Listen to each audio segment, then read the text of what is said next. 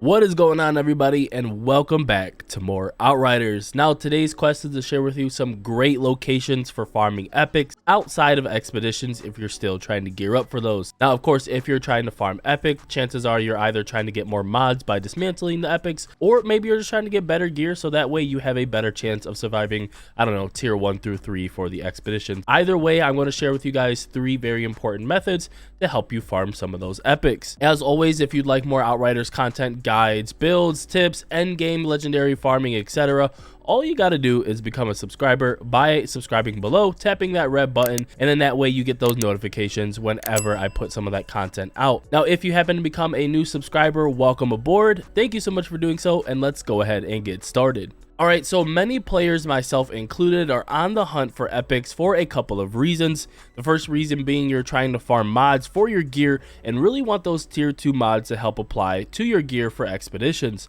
While dismantling, you also get shards as well, so that could be another good reason. Secondly, maybe you just completed the campaign and you can't quite yet handle expeditions at tier level 1, and therefore you want to gear up a bit based on your world tier and farming expeditions. Either way, the following methods are my go-to for accomplishing this task, and I do hope that they serve you well. Now, our first method is my favorite, and that is to farm the Gate Hunter quest. So you'll need to talk to Chana and travel to the gate. Once here, you'll notice to the immediate left of the camp are a couple of bones sticking out of the ground, indicating a hunter quest. Simply walk up to those bones and you'll receive a quest to hunt the Wendigo, which is up the stairs to the left of the pile of the bones. Now, what makes this farming method so great is that you can run directly to the beast, and then you can slay it very quickly and obtain the epic items it drops. You don't need to worry about the mobs that follow as long as you can kill that Wendigo pretty quickly. Now, once done, all you have to do is let the other monsters kill you, and then you'll receive the gear the Wendigo dropped. On another important note, you'll also be transported to the beginning of the quest, where you simply run in and kill the Wendigo again. Now, usually the Wendigo will drop 2 or 3 epics each run, and since you don't have to fight the mobs, it makes the farming method very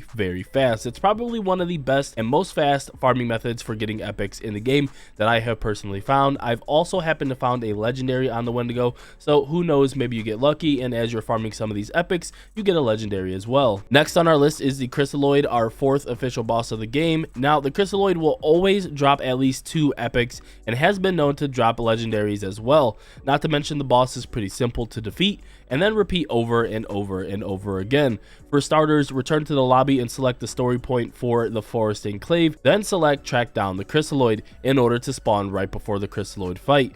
From here, all you have to do is activate the boss fight and then defeat the Chrysaloid on whatever world tier it is that you prefer. Then, instead of completing the quest and activating that star after the fight, return to the lobby immediately and select the same story point. This will allow you to repeat this boss fight over and over again. Now, out of all of the bosses to farm, I'd say probably the Chrysaloid and Molten Ikari are the only ones that are probably worth it, whereas the Molten Ikari is more for farming titanium. So if you're looking to get more of the titanium so that way you can do some upgrades for your gear for the expeditions in the end, then you're definitely going to go and farm the Molten Ikari. If you guys are having trouble with the Chrysaloid or the Molten Ikari, I do have guides on those in my Outriders playlist, so all you have to do is go check that playlist out, and there should be some guides to help you. Now, last but not least are the Hunter quests, which are one of the easiest ways to get epics and a guaranteed legendary as well every time you repeat them. If you're unaware, hunts and contracts can be obtained once you reach Trench Town in the campaign.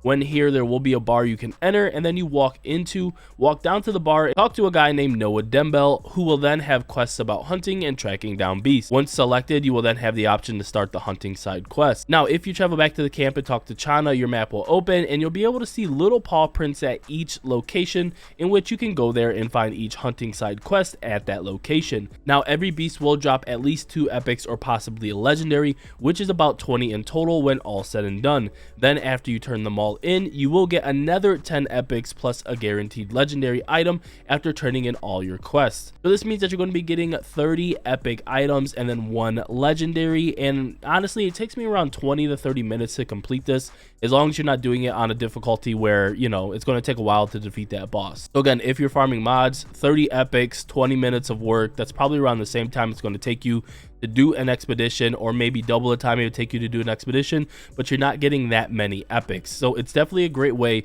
to farm epics, and like I said, always get a random legendary at the end. Now, contrary to popular belief, you can definitely, and I repeat, you can definitely restart these quests after you have turned them all in, as there is an option to restart the quote-unquote hunting season. Therefore, you can constantly repeat these, gain epics and legendaries, increase your world tier, and more. So there you have it, some very good methods for farming epics and Outriders with a couple of possible legendaries. If you guys have any other good epic farming locations, drop a comment below and let me know. As always, I'll do my very best to bring you guys more Outriders content, guides, endgame builds, farming methods, and more soon. So don't forget to become a subscriber if you haven't yet.